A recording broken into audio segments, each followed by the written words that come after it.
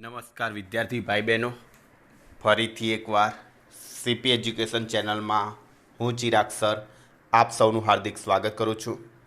વિદ્યાર્થી મિત્રો, તમે જાણો છો એ મુજબ આપણે હવે સ્વાધ્યાયના દાખલા તરફ આવી ગયા છીએ. દોસ્તો, થોડાક વ્હાઇટ બોર્ડના પ્રોબ્લેમ હોવાના કારણે આપણે છેલ્લા 2 લેક્ચરથી પીડીએફના માધ્યમથી ભણવું પડે છે. આજે પણ આપણે પીડીએફના માધ્યમથી ભણીએ છીએ. દોસ્તો, આઈ હોપ કે તમે થોડુંક સમજશો અને વિદ્યાર્થી મિત્રો, આઈ શ્યોર કે તમને 7મું ચેપ્ટર જેવું ચાલુ થશે એ બોર્ડ વર્ક દ્વારા જ ભણાવવામાં આવશે, એમાં નિશ્ચિંત રહો. દોસ્તો, ઓલરેડી આપણે ઉદાહરણના દાખલા શીખી ગયા છીએ. વધારાના સ્વાધ્યાયના દાખલા ભલે નીકળી ગયા, પરંતુ આપણે શીખ્યા હતા. આજે આપણે સ્વાધ્યાય એમાં દાખલા નંબર 3 ગણવાનો પ્રયત્ન કરીએ. દોસ્તો, 3જા નંબરના દાખલાની રકમ એવું કહે છે કે 15 આંટાઓ પ્રતિ સેન્ટીમીટર વાળા એક લાંબા સોલેનોઇડમાં તેની અક્ષને સમાંતર સોલેનોઇડની અંદર 2.0 સેન્ટીમીટર સ્ક્વેર ક્ષેત્રફળ ધરાવતો એક નાનો ગોળો મૂકેલ છે. જો સોલેનોઇડમાં વહેતો વિદ્યુત પ્રવાહ 0.1 સેકન્ડમાં 2 એમ્પિયરથી 4 એમ્પિયર સ્થાયી રીતે બદલાય તો વિદ્યુત પ્રવાહમાં ફેરફાર વખતે ગાળામાં પ્રેરિત ઈએમએફ શું હશે? દોસ્તો, કદાચ જો આ દાખલો ગણાઈ દીધો હોય તો ફરીથી આપણે જોઈએ છીએ. જોજો દોસ્તો કે n બરાબર એકમ લંબાઈ દીઠ આંટાની સંખ્યા આપેલી 15 આંટા પ્રતિ સેન્ટીમીટર. હવે 1 સેન્ટીમીટર બરાબર 10⁻² મીટર, બરાબર ને? તો નીચે સેન્ટીમીટર છે તો -2 ઉપર આવશે એટલે +2 થઈ જશે. તો 15 × 100 એટલે 1500 આંટા પ્રતિ મીટર થશે. સોલેનોઇડમાં આડછેદનું ક્ષેત્રફળ આપેલું 2 સેન્ટીમીટર સ્ક્વેર એટલે 2 × 10⁻⁴ મીટર સ્ક્વેર. એ તો સિમ્પલ છે, તમને ખબર જ પડી જાય. વિદ્યુત પ્રવાહ પહેલા માટે 2 એમ્પિયર એટલે I1, બીજા માટે 4 એમ્પિયર એટલે I2. તો ડીઆઈ શોધવું હોય તો I2 માંથી I1 શું કરવા પડે દોસ્તો? બાદ કરવા પડે. તો 4 - 2 બરાબર 2 એમ્પિયર. dt બરાબર દોસ્તો તમને આપેલા છે 0.1 સેકન્ડ. તો di/dt બરાબર શું? તો 2 ભાગ્યા 0.1 એટલે 20 એમ્પિયર પ્રતિ સેકન્ડ મળે. ચાલો, ક્લિયર? હવે દોસ્તો આપણે શું? તો ફ્લક્સ સૂત્ર છે B.A. જ્યાં સોલેનોઇડ માટે B ની વાત કરવામાં આવે તો B સૂત્ર છે μ0ni. સૂત્ર છે μ0ni. તો શું થશે? μ0ni × A. પ્રેરિત EMF E બરાબર સૂત્ર કયું છે? તો -dϕ/dt, જે ફેરેડેના નિયમ પરથી આપણને ખબર જ છે. તો E -dϕ/dt. -d/dt એમને દોસ્તો ફાઈની જગ્યાએ લખીએ કે μ0ni. એમાં μ0na કોમન, તો વધ્યું શું? di/dt. હવે દોસ્તો આપણે મૂલ્ય મૂકીએ છીએ તો જે ઋણ નિશાની છે એને અવગણી દઈએ તો ખાલી વેલ્યુ જ મૂકવાની રહે. μ0 ની જગ્યાએ 4π × 10⁻⁷, n ની જગ્યાએ 1500, a ની જગ્યાએ 2 × 10⁻⁴ અને di/dt ની જગ્યાએ 20. ગુણાકાર કરો એટલે 7.54 × 10⁻⁶ વોલ્ટ આવશે, જેને એપ્રોક્સિમેટલી 7.5 × 10⁻⁶ વોલ્ટ આપણે લખી શકીએ. ઓલરેડી આઈ થિંક આ દાખલો આપણે ગણાયેલો છે, પણ ફરીથી આપણે ગણ્યો. ઓકે, ત્યારબાદ દાખલા નંબર 4ની વાત કરીએ તો 8 સેન્ટીમીટર અને 2 સેન્ટીમીટર બાજુવાળો એક નાનો કાપ ધરાવતા એટલે કે કટ ધરાવતો એક લંબચોરસ તારનો ગાળો 0.3 ટેસ્લાની તીવ્રતાના અને ગાળાને લંબ દિશાના એક સમાન ચુંબકીય ક્ષેત્રના વિસ્તારમાંથી બહારની તરફ ગતિ કરી રહ્યો છે. જો ગાળાનો વેગ 1 સેન્ટીમીટર પ્રતિ સેકન્ડ હોય તો લાંબી બાજુને અને બીમાં ગાળાની ટૂંકી બાજુને લંબ દિશા તરફનો હોય તો આ કાપાના છેડા વચ્ચે ઉત્પન્ન થતો EMF કેટલું હોય એ આપણે શોધવાનું છે. અને પ્રત્યેક કિસ્સામાં પ્રેરિત વોલ્ટેજ કેટલા સમય માટે રહેશે એ શોધવાનું છે. ચલો દોસ્તો, પહેલાં તો બાજુની લંબાઈ આપેલી L બરાબર 8 સેન્ટીમીટર, જ્યારે પહોળાઈ આપેલી છે B બરાબર 2 સેન્ટીમીટર. આગળ દોસ્તો તમે જુઓ, ધ્યાનથી રકમ વાંચશો તમને ખબર પડશે કે B બરાબર 0.3 ટેસ્લા આપેલું છે. હવે એનો વેગ કેટલો આપેલો છે? તો 1 સેન્ટીમીટર પ્રતિ સેકન્ડ. તમે જોઈ શકો છો. તો લૂપનો વેગ 1 સેન્ટીમીટર પ્રતિ સેકન્ડ છે દોસ્તો, અને મીટર પ્રતિ સેકન્ડ કરું તો 10⁻² થઈ જાય. તો 10⁻²મીટર પ્રતિ સેકન્ડ. ચલો પહેલાં ક્ષેત્રફળ શોધી કાઢું. ક્ષેત્રફળ એ બરાબર લંબાઈ ગુણ્યા પહોળાઈ. લંબાઈની જગ્યાએ 8, પહોળાઈની જગ્યાએ 2, પણ સેન્ટીમીટર છે 10⁻², 10⁻² એટલે 10⁻4. તો 16 × 10⁻4 મીટર સ્ક્વેર મળશે. હવે પહેલા માટે આપણે શોધીએ દોસ્તો કે જ્યારે મોટી બાજુને લંબરૂપે ગતિ કરવામાં આવે ત્યારે પ્રેરિત EMF E=BVL. આપણું સૂત્ર હતું દોસ્તો ગતિકીય EMF, યાદ કરો. E=BVL. બીની જગ્યાએ 0.3, વીની જગ્યાએ 10⁻², એલની જગ્યાએ 8 × 10⁻2 એટલે 2.4 × 10⁻4 વોલ્ટ. એટલે જવાબ મળશે 0.24 મિલીવોલ્ટ. ઓકે. હવે દોસ્તો આપણે જ્યાં સુધી નીચેની નાની બાજુના ચુંબકીય ક્ષેત્રમાંથી બહાર ના નીકળે ત્યાં સુધી EMF ઉત્પન્ન થાય. માટે T બરાબર નાની બાજુની લંબાઈ ભાગ્યા વેગ. નાની બાજુની લંબાઈ 2 × 10⁻2 ભાગ્યા વેગ 10⁻2 એટલે 10⁻2 10⁻2 ઉડી જશે એટલે 2 સેકન્ડ. આ કઈ રીતે આવ્યું તો તમને ખબર હોય છે. વેગ બરાબર અંતર ભાગ્યા સમય. તો સમય બરાબર અંતર ભાગ્યા વેગ. જ્યારે દોસ્તો નાની બાજુમાં ગતિ કરવામાં આવે તો E=BV. હવે નાની બાજુ છે એટલે પહોળાઈ તરીકે B લખીશ Lની જગ્યાએ. તો BVB. બીની જગ્યાએ 0.3 × 10⁻2, 0.3, વીની જગ્યાએ 10⁻2 અને બીની જગ્યાએ 2 × 10⁻2 એટલે જવાબ મળશે 0.6 × 10⁻4 એટલે જવાબ મળશે 0.06 મિલીવોલ્ટ. સિમિલરલી T શોધવા હોય તો મોટી બાજુની લંબાઈ ભાગ્યા વેગ એટલે 8 × 10⁻2 ભાગ્યા 10⁻2 10⁻2 10⁻2 ઉડી જાય એટલે 8 સેકન્ડ. આઈ થિંક આ દાખલો પણ આપણે ગણાઈ ચૂક્યા છીએ. ઓકે દોસ્તો. ત્યારબાદ દાખલા નંબર 5.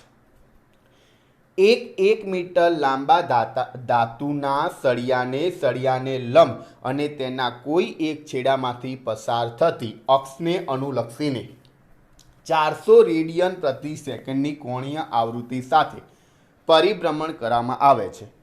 આ સળિયાનો બીજો છેડો એક વર્તુળાકાર ધાતુની રિંગના સાથે સંપર્કમાં છે. હવે દોસ્તો એવું લખેલું છે કે અક્ષને સમાંતર 0.5 ટેસ્લાનું અચળ અને એક સમાન ચુંબકીય ક્ષેત્ર દરેક સ્થળે અસ્તિત્વ ધરાવે છે. તો આ કેન્દ્ર અને આ રિંગ વચ્ચે ઉત્પન્ન થતા EMFની ગણતરી કરો. ચલો પહેલાં તો ધાતુના સળિયાની લંબાઈ આપી દીધી L બરાબર 1 મીટર.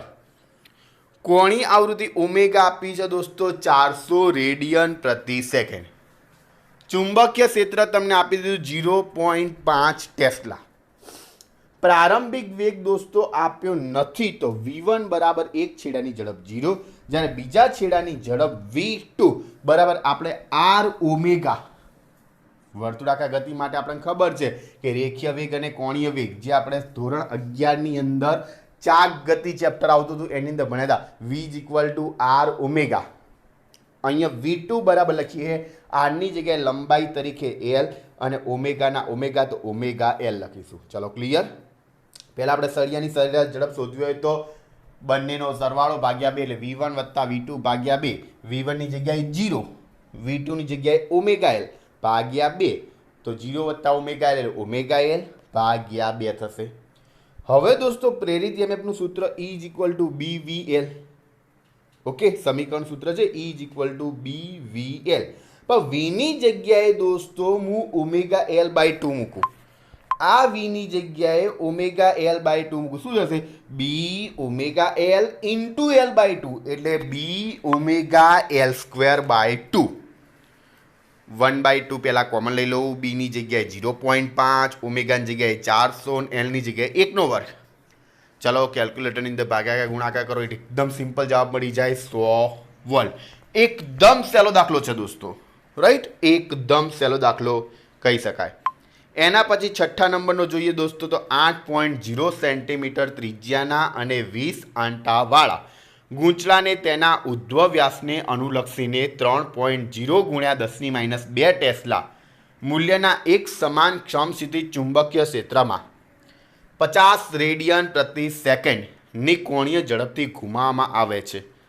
આ ગૂંચળામાં પ્રેરિત મહત્તમ અને સરેરાશ EMF મેળવો. જો આ ગૂંચળું 10 ઓહ્મ અવરોધનો એક બંધ ગાળો રચે તો ગૂંચળામાંના પ્રવાહની મહત્તમ મૂલ્યની ગણતરી કરવાની છે. જૂલ હીટિંગને કારણે સરેરાશ શક્તિ વ્યય એટલે કે પાવર લોસની ગણતરી કરવાની અને આ શક્તિ ક્યાંથી આવે છે એનો જવાબ આપવાનો છે. ચલો દોસ્તો, પહેલાં તો આંટાની સંખ્યા આપેલી, તો ગૂંચળામાં આંટાની સંખ્યા n બરાબર 20. આર ગૂંચળાની ત્રિજ્યા આપેલી જે 8 સેન્ટીમીટર છે એને મીટરમાં ફેરવો એટલે 8 ગુણ્યા 10⁻2 મીટર. 50 રેડિયન પ્રતિ સેકન્ડ કોણીય ઝડપથી ઘુમાવવામાં આવે એટલે ઓમેગા. ઓમેગા બરાબર ગૂંચળાની કોણીય ઝડપ 50 રેડિયન પ્રતિ સેકન્ડ. ચુંબકીય ક્ષેત્ર બી બરાબર 3 ગુણ્યા 10⁻2 ટેસ્લા આપેલું છે. તો ગૂંચળામાં પ્રેરિત થતો વોલ્ટેજ આપણે છેલ્લી થિયરી દોસ્તો યાદ કરો. છેલ્લી થિયરી એસી વોલ્ટેજ માટે E = NBA omega sine omega T. એમાં મહત્તમ વોલ્ટેજ સાઇન ઓમેગા ટી બરાબર 1. તો જે આપણે VM લખેલું એની જગ્યાએ આપણે EM લખતા હતા, તો VM બરાબર NBA ઓમેગા. એ બરાબર ગૂંચળાના આડછેદનું ક્ષેત્રફળ જેને આપણે પાઈ આર સ્ક્વેર કહીએ, તો VM બરાબર N એની જગ્યાએ પાઈ આર સ્ક્વેર બી ઓમેગા બરાબર.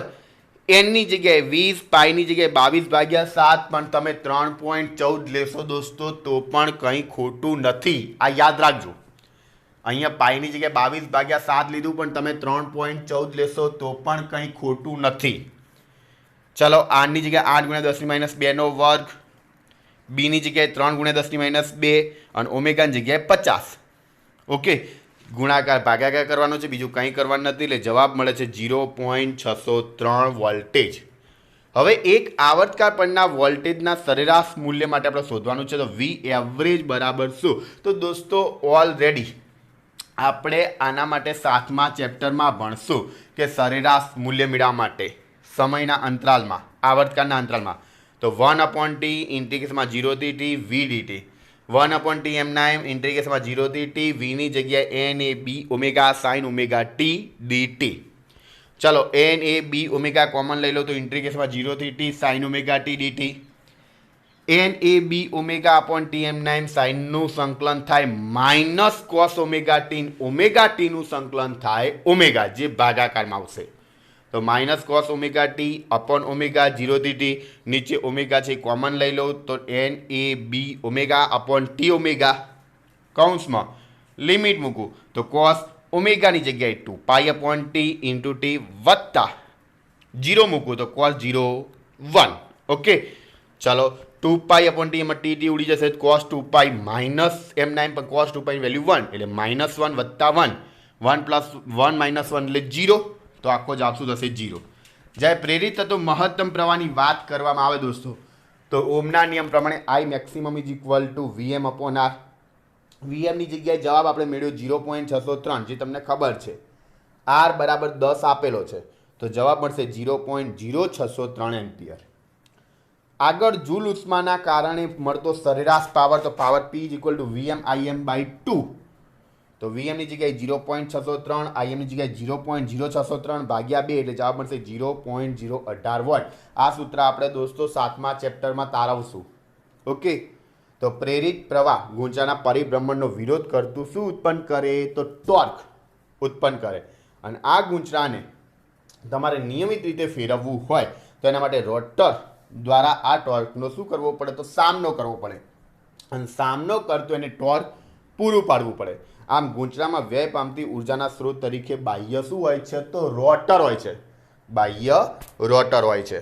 એના પછી આગળ વાત કરીએ દોસ્તો 7મા નંબરનો એક્ઝામ્પલ કે પૂર્વથી પશ્ચિમ સુધી વિસ્તરેલ 10 મીટર લંબાઈનો એક સમસ્થિતિ સીધો તાર 5 મીટર પ્રતિ સેકન્ડની ઝડપથી પૃથ્વીના ચુંબકીય ક્ષેત્રના સમસ્થિતિજ ઘટક 0.30 ગુણ્યા 10⁻4 વેબર પ્રતિ મીટર સ્ક્વેરને લંબ નીચે પડી રહ્યો છે.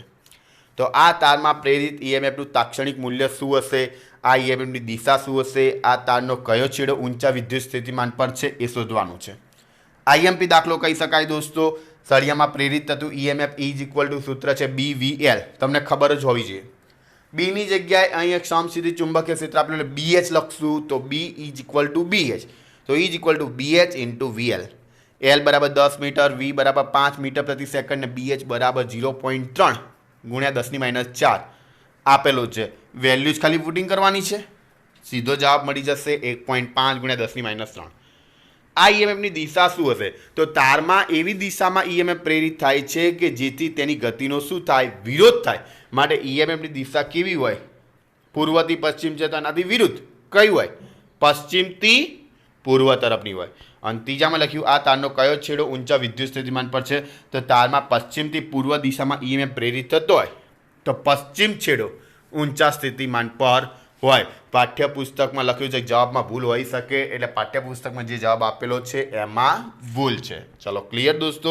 આ તો 7મા નંબરનો દાખલો. પરીક્ષાની અંદર 2 ગુણ માટે આઈએમપી ખાસ યાદ રાખજો દોસ્તો.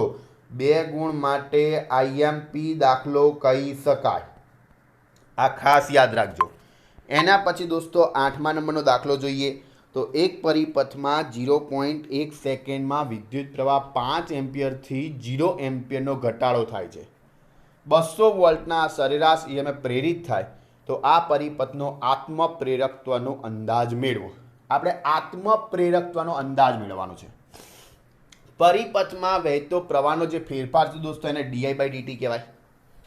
અને પરિપથમાં આત્મપ્રેરિત ઈએમએફ ઈ બરાબર સૂત્ર આવતું હતું -L di/dt. તમને આવડવું જોઈએ. આપણે પ્રેરકત્વ બહુ સરસ રીતે શીખવાડ્યું છે, જેમાં 2 પ્રકાર હતા, અન્યોન્યમ પ્રેરકત્વ અને આત્મપ્રેરકત્વ. એમાં આત્મપ્રેરકત્વનું સૂત્ર તારવ્યું હતું દોસ્તો ઈ બરાબર -L di/dt.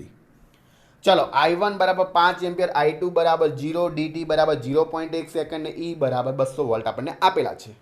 ચલો ક્લિયર. હવે દોસ્તો મારે L શોધવો છે તો di/dt ક્યાં જાય? ભાગાકારમાં. તો L = -E di/dt. di/dt બરાબર શું? તો I2 - I1 નીચે dt એમ નામ. I2 ની જગ્યાએ 0, I1 જગ્યાએ 5, dt ની જગ્યાએ 0.1 એટલે 0 - 5 ભાગ્યા 0.1 એટલે જવાબ થશે -5 ભાગ્યા 0.1. મૂકી દઉં દોસ્તો તો E ની જગ્યાએ માઇનસના માઇનસ, E ની જગ્યાએ 200 ભાગાકારમાં -5 ભાગ્યા 0.1 ભાગાકારના ભાગા ગુણાકારમાં માઇનસ માઇનસ પ્લસ 200 ગુણ્યા 0.1 ભાગ્યા 5 એટલે જવાબ મળશે 4 હેનરી. આ દાખલો પણ દોસ્તો 2 ગુણ માટે પરીક્ષા માટે આઈએમપી છે. આ દોસ્તો પરીક્ષા માટે આ દાખલો આઈએમપી કહી શકાય. ધ્યાન રાખજો. એના પછી દોસ્તો 9મા નંબરનો દાખલો કે પાસ પાસે રહેલા ગૂંચળાની જોડનું અન્યોન્યમ પ્રેરકત્વ 1.5 હેનરી છે. જો એક ગૂંચળામાં 0.5 સેકન્ડમાં વિદ્યુત પ્રવાહનો ફેરફાર 0 થી 20 એમ્પિયરનો છે તો અન્ય ગૂંચળા સાથે સંકળાયેલ ફ્લક્સનો ફેરફાર શું હશે? ચલો દોસ્તો આપણે અન્યોન્યમ પ્રેરક તત્વ આવે એટલે M21 બરાબર 1.5 હેનરી આપેલું છે. અન્યોન્યમ પ્રેરક તત્વનો સિમ્બોલ છે M. તમને ખબર હોવી જોઈએ બરાબર. ડેલ્ટા I1 એટલે કે ડેલ્ટા I 0 થી 20 એમ્પિયરનો આપેલો છે એટલે 0 થી 20 લખેલું છે. પહેલા ગૂંચળામાં પ્રવાહનો ફેરફાર થાય છે એટલે ડેલ્ટા I1 લખીશ. તો ડેલ્ટા I1 બરાબર I2 - I1, I2 બરાબર 20, I1 બરાબર 0 તો 20 - 0 બરાબર 20 એમ્પિયર થશે. dt બરાબર આ દોસ્તો બધું થોડુંક ભેગું થઈ ગયું એ અહીંયા છૂટું પાડવાનું. આ dt બરાબર 0.5 સેકન્ડ છે. થોડુંક છૂટું પાડજો. તો 2 ગૂંચળાના બનેલા તંત્ર માટે M21 બરાબર સૂત્ર હતું ડેલ્ટા ∅2 ભાગ્યા ડેલ્ટા I1. ડેલ્ટા ∅2 કરતા બનાવો તો M21 × ડેલ્ટા I1. M21 ની જગ્યાએ 1.5, ડેલ્ટા I1 ની જગ્યાએ 20, 1.5 ગુણ્યા 20 15 દુ 30, 15 દુ 30 પણ અહીંયા 1.5 ગુણ્યા 20 છે એટલે જવાબ 3 મળશે. તમે દોસ્તો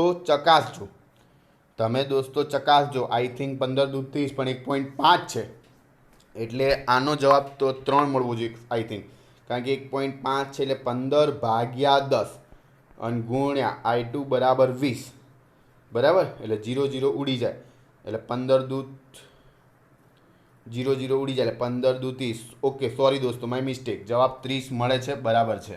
ઓકે જવાબ 30 મળે છે એ બરાબર છે. જવાબ આવશે 30. ઓકે રાઈટ આન્સર છે. ઓકે માય મિસ્ટેક દોસ્તો. એના પછી દોસ્તો આપણા ચેપ્ટરનો છેલ્લો દાખલો સ્વાધ્યાયનો. વધારાના સ્વાધ્યાયના દાખલા ભલે નીકાળી દીધા છે પણ ઓલરેડી ગણાવી દીધા છે. જે તમે અંદર ભાગમાં જોશો તો તમને મળી જશે. જેટ વિમાન 1800 કિલોમીટર પ્રતિ કલાકની ઝડપે પશ્ચિમ તરફ ગતિ કરે છે.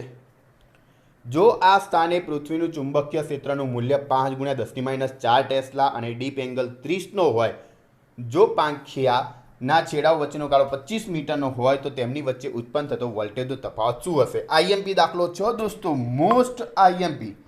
આ દાખલો પરીક્ષામાં પૂછાય જ. આ દાખલો પરીક્ષામાં પેપર સેટર ના પૂછે તો એને મનમાં એમ થાય કે મેં પેપર નહીં પૂછ્યું એવું થઈ જાય. બરાબર? તો દોસ્તો જો પેલા ચુંબકીય ક્ષેત્રનો ઉધ્વ ઘટક બીવી બરાબર શું? તો આપણું સૂત્ર આવતું, જો ઉધ્વ હોય તો સાઇન, સમક્ષિતિજ હોય તો કોસ ઘટક લેતા. તો B V is equal to B sine delta. બીની જગ્યાએ 5 ગુણ્યા 10⁻4, સાઇન ડેલ્ટાની જગ્યાએ 30, સાઇન 30ની વેલ્યુ 1/2, તો 5/2 એટલે 2.5 ગુણ્યા 10⁻4 ટેસ્લા. વી બરાબર આપેલા 1800 કિલોમીટર પ્રતિ કલાક, કિલોમીટરને મીટરમાં ફેરવો 1000, કલાકને સેકન્ડમાં ફેરવો 3600, તો 1800 ગુણ્યા 1000 ભાગ્યા 3600 એટલે જવાબ આવશે 500 મીટર પ્રતિ સેકન્ડ. એલ બરાબર 25 મીટર આપેલું છે, તો પાંખના બે છેડા વચ્ચે પ્રેરિત EMF E is equal two BVL. બીની જગ્યાએ 2.5 ગુણ્યા 10⁻4, વીની જગ્યાએ 500, વીની જગ્યાએ 500 આપેલા છે ને દોસ્તો, 500, એલની જગ્યાએ 25, બરાબર, એલની જગ્યાએ 25. અહીંયા દોસ્તો તમે ધ્યાનથી જોજો, આપણે અહીંયા પાંખના બે છેડા વચ્ચેનો પ્રેરિત EMF શોધવાનો છે. આમ તો સૂત્ર BVL, પણ બી કૌંસમાં વી ક્રોસ એલ છે, રાઈટ?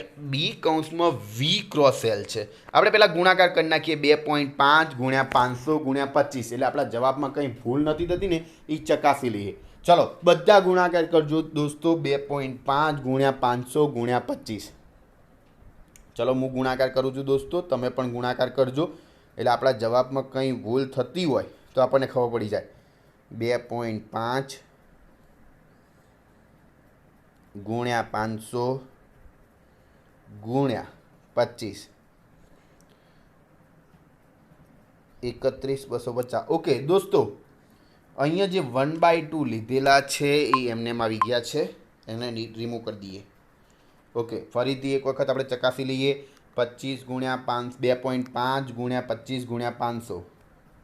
ફરીથી આપણે એક વખત ચકાસી લઈએ. 2.5 ગુણ્યા 500 ગુણ્યા 25 એટલે જવાબ મળે છે 31,250. અહીંયા જે જવાબ મળે છે લખું છું, 31,250 ગુણ્યા 10⁻4. ઓકે, 4 કાપવા માટે 1 2 3 4 પોઈન્ટ કાપવું તો 3.125 થઈ જશે ને દોસ્તો. 3.125 એટલે 3.1 વોલ્ટ. એટલે દોસ્તો ઘણી વખત એવું થતું હોય છે કે આ 1/2 આયા ક્યાંથી, પણ એ ભૂલથી પ્રિન્ટિંગ મિસ્ટેકના મૂકાઈ ગયા હોય છે, એટલે એના હિસાબે આપણને ખબર ના રહે અને આપણે લખી દેતા હોય છે. તો દોસ્તો આ સાથે આપણું અહીંયા ચેપ્ટર શું થાય છે? પૂરું થાય છે. ઇમ્પોર્ટન્ટ ચેપ્ટર હતું, બતાવી દીધું છે. હા દોસ્તો, એક ઉદાહરણનો દાખલો બાકી છે, યાદ કરો.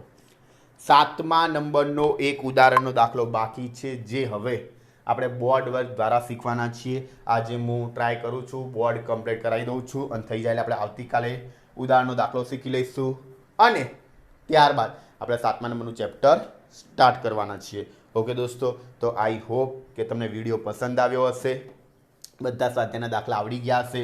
જો દોસ્તો વિડીયો ગમ્યો હોય તો લાઈક કરજો, શેર કરજો અને ચેનલને સબસ્ક્રાઈબ કરજો. ક્લિયર દોસ્તો? આપણે નેક્સ્ટ લેક્ચરમાં ફરીથી મળીશું. ત્યાં સુધી આવજો.